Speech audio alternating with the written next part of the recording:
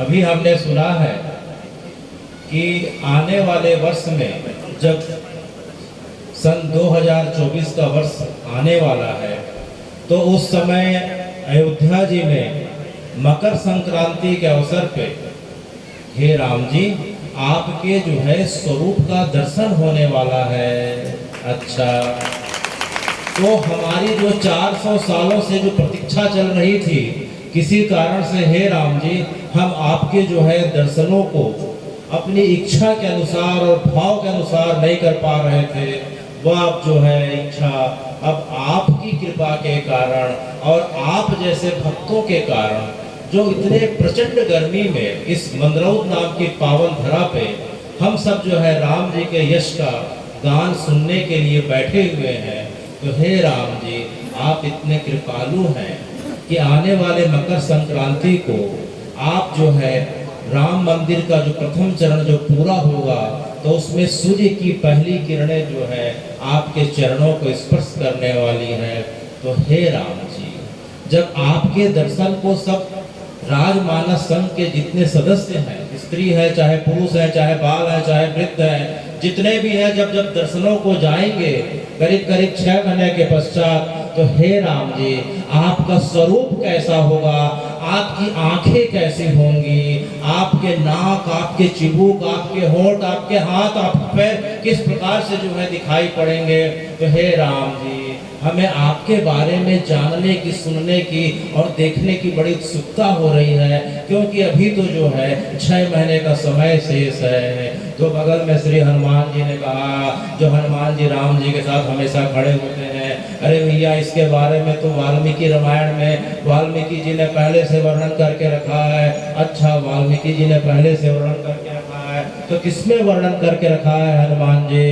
तो हनुमान जी ने कहा वाल्मीकि जी ने जो है राम जी के बारे में बाल कांड के जो है प्रथम सर्ग में जो है इस प्रकार से वर्णन करके रखा है। जब वाल्मीकि जी तमसा नदी के किनारे, तमसा नदी जो है अयोध्या जी के पास नंदीग्राम है, नंदीग्राम में जहाँ भरत जी राम जी के वियोग में 14 वर्ष रह के इस प्रकार से इंतजार करते हुए उन्होंने बिताया, और नंदीग्राम के बगल में तमसा नदी दिखाई पड़ रही है, उसी तमसा नदी के तट पे जो है वाल्मीकि जी जो है राम जी की इस प्रकार से जो है प्रतीक्षा करते थे।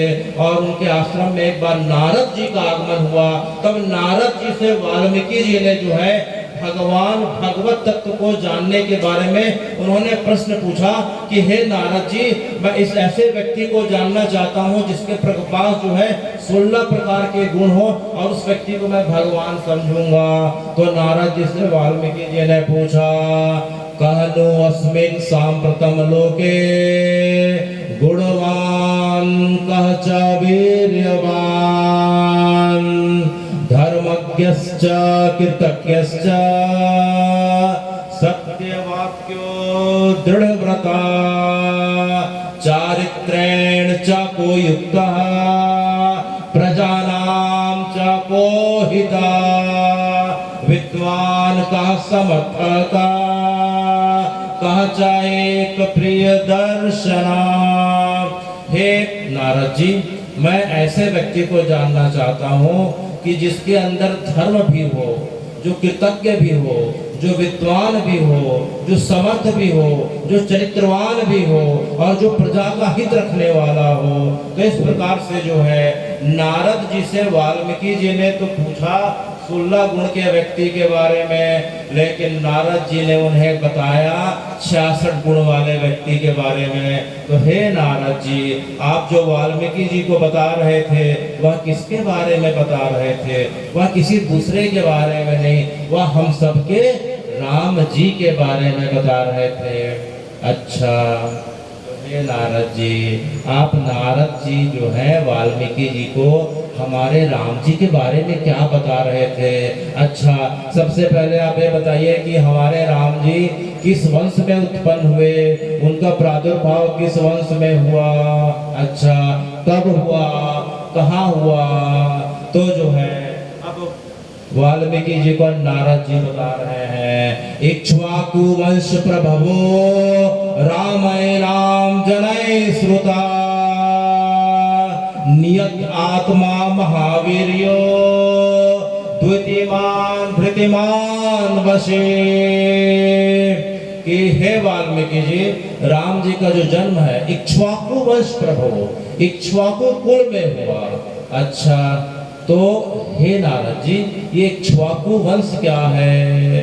तो नारद जी ने कहा कि राम जी के वंशावली यूं तो बहुत लंबी है, फिर भी अगर वाल्मीकि जी अगर आप सुनना चाहते हैं तो मैं अति संक्षेप में बता देता हूँ। तो जो है वाल्मीकि जी को नारद जी ने बताया कि हे वाल्मीकि जी, श्री हरि के कमलनाथ से ब्रह्मा जी उत्पन्न हुए, ब्रह्मा जी से मनुष्य हुए, मनुष्य से कश्यप हुए, कश्यप से विवस्वान हुए, फिर विवस्व हुए, फिर इक्ष्वाकु हुए, इक्ष्वाकु से कुक्षी हुए, फिर तुक्षी हुए, फिर बाण हुए, फिर अनन हुए, फिर पृथु हुए, फिर त्रिशंकु हुए, फिर धुंधवार हुए, उसके बाद युवराश हुए, मंधाता हुए, सुसंधि हुए, ध्रुवसंधि हुए, उसके पश्चात भरत हुए, असित हुए, सगर हुए, असमंजस हुए, अंशुमान हुए, फिर दिलीप हुए, भागीरथ हुए, और भागीरथ जो है गंगा जी को इस धरती पे लाया।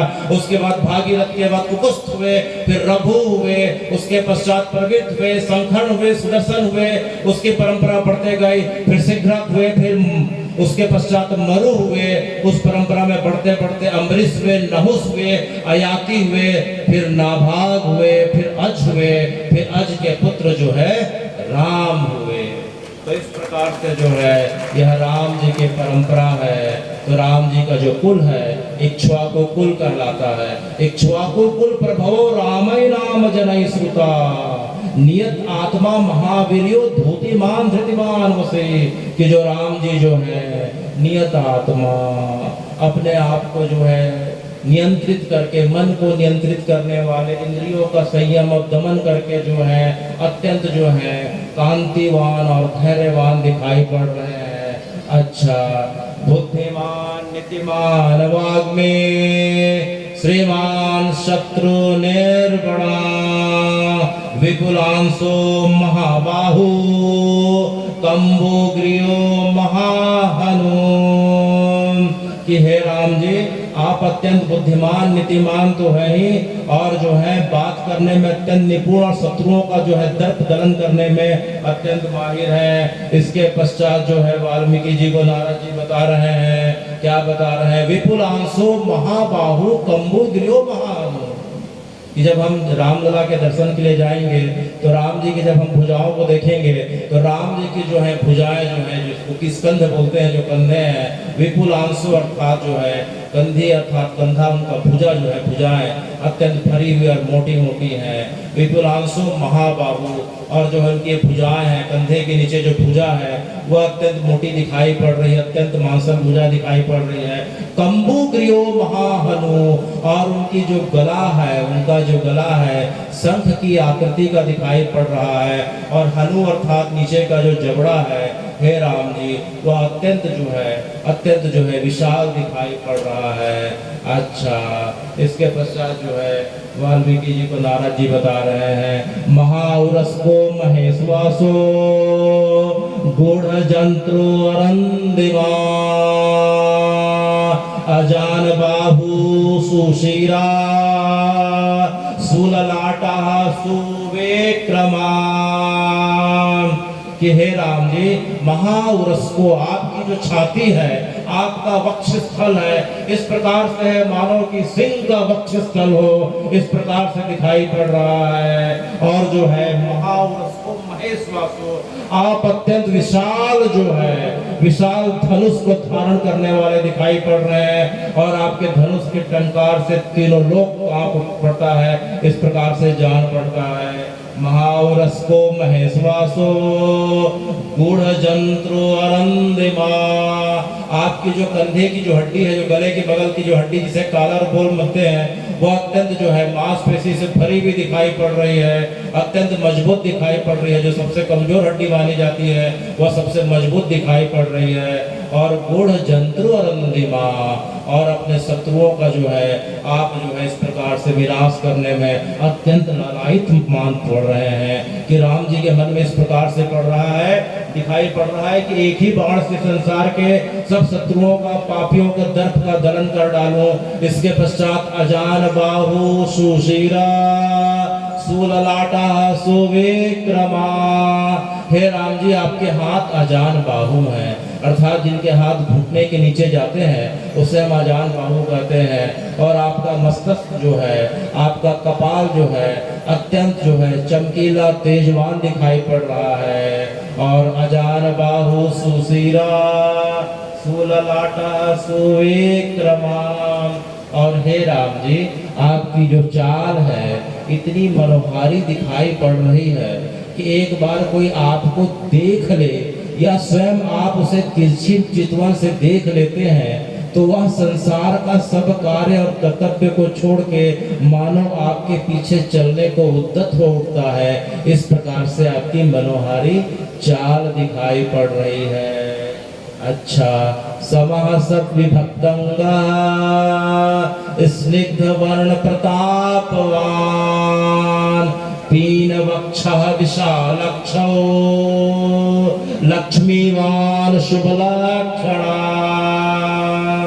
हे राम जी, आपका शरीर जो है, आपकी लंबाई ना बहुत ज्यादा है ना बहुत कम है, आप मध्यम आकार के जान पड़ रहे हैं। और जो है आपके हाथ और पैर जो है बराबरी के नाप लिए हुए हैं, ना कोई शरीर का अंग ना छोटा है ना कोई बड़ा है। और इसके पश्चात आपका जो है शरीर अत्यंत जो है चिकना है, गौर वर्ण जो है नील वर्ण होने के साथ आपका शरीर जो है स्निग्ध वर्णा प्रतापवान, अत्यंत जो है आपका शरीर जो है चिकना दिखाई पड़ता है। आपके शरीर के किसी श्रीअंग में कोई एक छोटा सा उंगली भी रख दे तो जो है पूरा शरीर उस जगह का लाल दिखाई पड़ रहा है। और इस कारण से आप जो है अत्यंत जो है प्रतापवान दिखाई पड़ रहे हैं। पीन वक्षा विशालक्षौ लक्ष्मीवान शुभ लक्षणा। आपकी छाती अत्यंत भरी भरी दिखाई पड़ रही है। आपकी दोनों आंखें इतनी बड़ी है, वही दोनों आंखें हे राम जी जो है मंगलवार को आप जगन्नाथ जी के रूप में इतनी बड़ी बड़ी आंखों के रूप में पूरे जगत में यात्रा करने के लिए निकलने वाले हैं। तो हे राम जी, आपकी आंखें इतनी बड़ी क्यों हो गई? क्योंकि आप जो है पूरे अपनी आंखों से अपने भक्तों को देख के जो है उनके भाव को ग्रहण कर लेते हैं, इसलिए आपकी आंखें इतनी बड़ी दिखाई पड़ रही है। विशालक्षौ पीन वक्षा विशालक्षौ लक्ष्मीवान शुभ लक्षणा। इसलिए लक्ष्मी जी आपको कभी छोड़ती नहीं है। वैकुंठ में लक्ष्मी जी के रूप में रहती हैं। राम जी के रूप में जब आते हैं तो अब जानकी जी के रूप में आ जाती हैं। जब कृष्ण बन के आते हैं तो रुक्मणी जी के रूप में आ जाती हैं। इसलिए जो है लक्ष्मी जी आपको कभी अकेला नहीं छोड़ती। और आपके अंग प्रत्यंग में हे राम जी हमें शुभ लक्षण दृष्टि गोचर हो रहे हैं। पैरों में शंख चक्र गदा हस्त के जो है इस प्रकार से कमल के जो है एक एक जो है पैरों में, पैर के तलुओं में इस प्रकार से हमें जो है लक्षण दिखाई पड़ रहे हैं। रक्षिता स्वस्य धर्मस्य च स्वजनस्य च रक्षिता वेद वेदांग तत्वज्ञो धनुर्विद्या निष्ठिता। हे राम जी, आपकी जो है एक अद्भुत आदत जो है हमें जो है अत्यंत जो है पसंद आ रही है। वह किस प्रकार से कि राम जी तो अपने क्षत्रिय जो वर्णाश्रम का धर्म है उसका तो पालन करते हैं, रक्षिता स्वस्य धर्म से। लेकिन और एक अच्छी बात क्या है राम जी की कि जो है स्वजनस्य च रक्षिता, कि राम जी के जो निज जन है, जो हम सब हैं, जो आप सब हैं, जितने भी संसार के जो लोग हैं सब तो राम जी के ही जन हैं। तो राम जी की एक विशेषता यह भी है कि रक्षिता स्वजनस्य च, कि अपने लोगों की भी वो रक्षा करते हैं। तो रक्षिता स्वस्य धर्मस्य च स्वजनस्य च रक्षिता। राम जी अपने लोगों को आप कभी अकेला नहीं छोड़ते, कभी उसे जो है दुख में अकेला इस प्रकार से अकेले नहीं होने देते। सुख में तो साथ रहते हैं लेकिन दुख में तो और उसके चारों तरफ जो है अपने जो है आलिंगन करके उसे संबल और जो है सामर्थ्य प्रदान करते हैं। राम जी इसीलिए आप हम सबको अत्यंत प्रिय लगते हैं, क्योंकि दुख में तो सब छोड़ देते हैं लेकिन राम जी आप तो हमें जो है दुख में इस प्रकार से सिर माथे पे उठा के रखते हैं।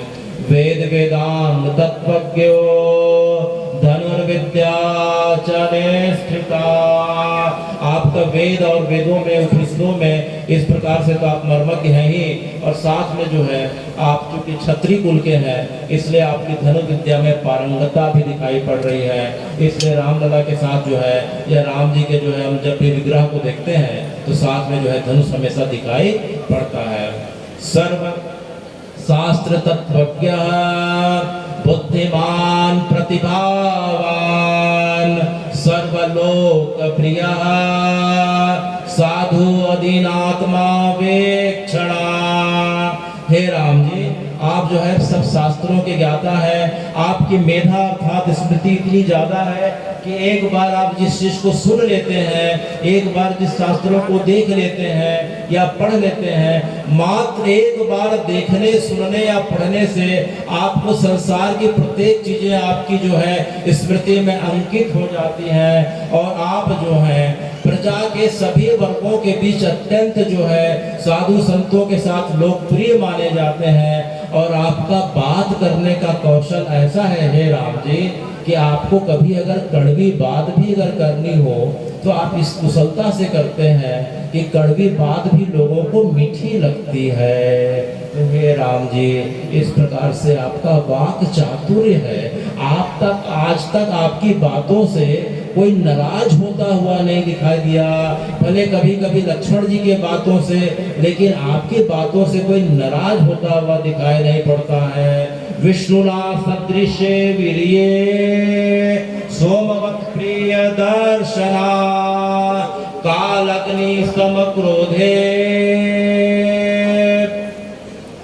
कालग्नि समक्रोधे क्षमया पृथ्वी समा। हे राम जी, जब आपको क्रोध आता है तो क्रोध आपका मानो जो है विष्णु जी के चक्र के समान पूरे संसार का भेदन कर देना वाला होता है।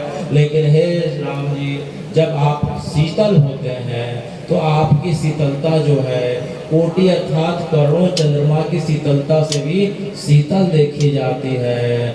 और हे राम जी, आपका क्रोध मानो जो है काल अग्नि के क्रोध से भी बड़ा भयंकर दिखाई पड़ता है, और क्षमा करने में तो आप पृथ्वी से भी ज्यादा जो है क्षमावान और दयावान दिखाई पड़ते हैं।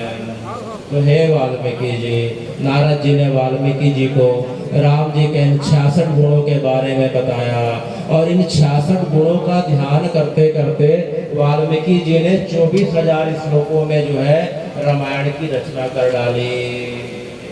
तो राम जी के जो 66 गुण है, मूलतः जो है इन्हीं गुणों का चिंतन करते करते जो है वाल्मीकि जी ने 24,000 श्लोकों में 500 सर्गों में और 7 कांडों में रामायण की रचना कर डाली। 24,000 श्लोकानां उक्तवान् मुने तथा सर्ग शतान पंचचा षट्खंडाने उत्तरोत्तरम। कि हे वाल्मीकि जी, आपने इन गुणों को सुन के जो है 24,000 श्लोक और 500 सर्ग और 7 कांडों में जो है आपने रामायण की रचना करी। और कहाँ करी और कब करी? आपने रामायण की रचना तमसा नदी के किनारे नंदीग्राम के पास, जब भी आप जो है अयोध्या में राम जी के दर्शन के लिए जाएं तो नंदीग्राम जरूर जाएं, और वहाँ तमसा नदी के किनारे वाल्मीकि जी के आश्रम को जरूर जाएं, जिस जगह पे राम जी की जो है उन्होंने रामायण की रचना करी। वह कब करी? उस समय करी जब राम जी जो है रावण का उद्धार करके अयोध्या वापस आके सिंहासन आरूढ़ हो चुके थे। उसी समय वाल्मीकि जी ने रामचरित्र अर्थात राम जी के चरित्र का रामायण के रूप में उन्होंने जो है इस प्रकार से रचना किया। इसलिए वाल्मीकि जी संसार के जो है प्रथम आदि कवि कहे जाते हैं, और रामायण उनके द्वारा रचित जो है वह आदि काव्य कहा गया है। तो यह जगह अयोध्या में आता है। तो हे भगवान, इस अयोध्या का जो है किसने निर्माण किया?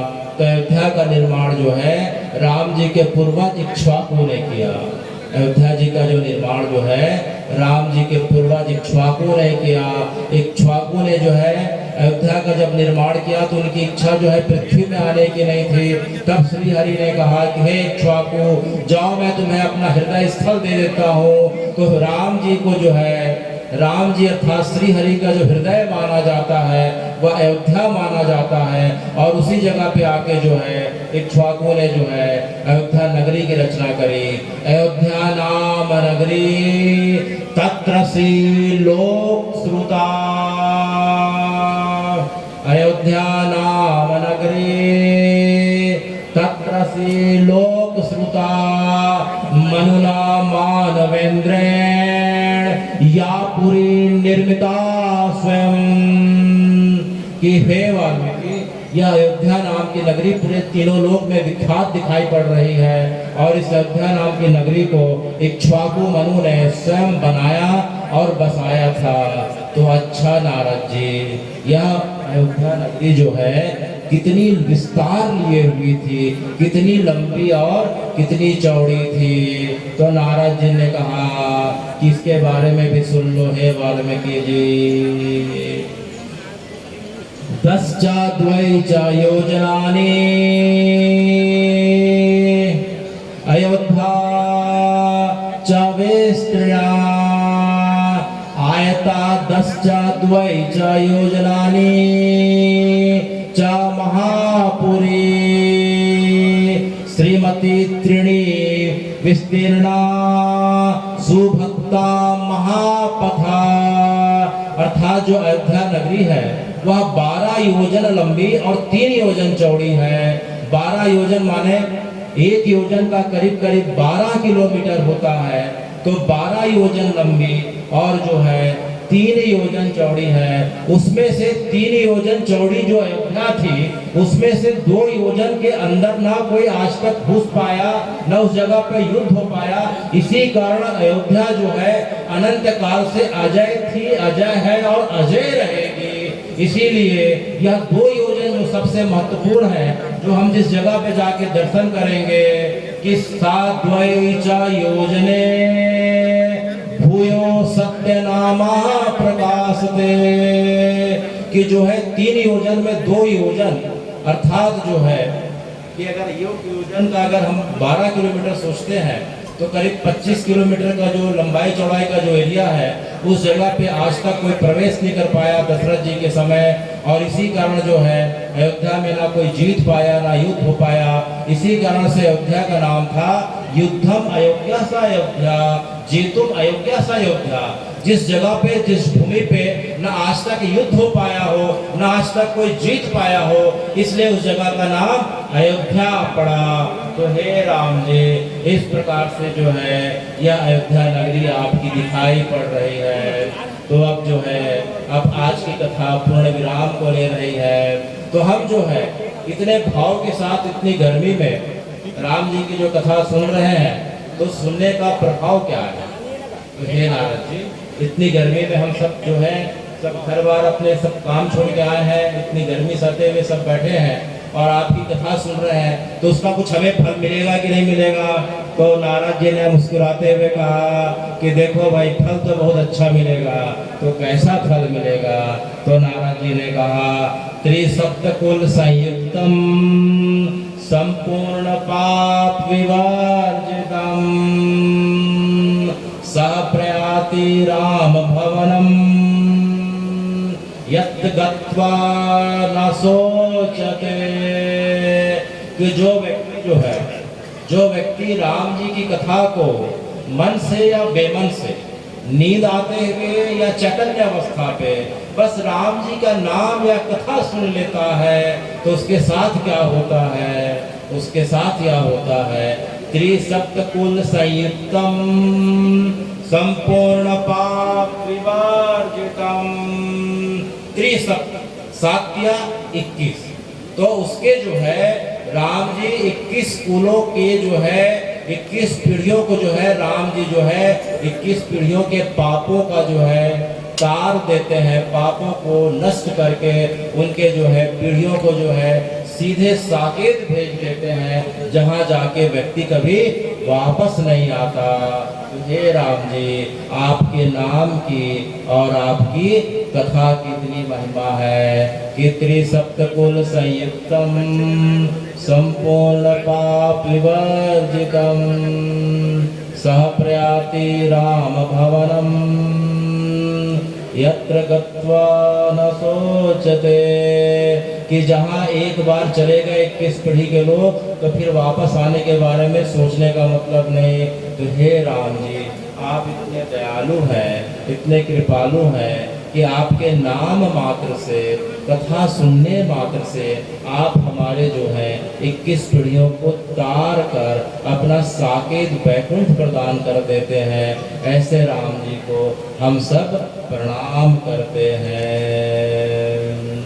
तो आज के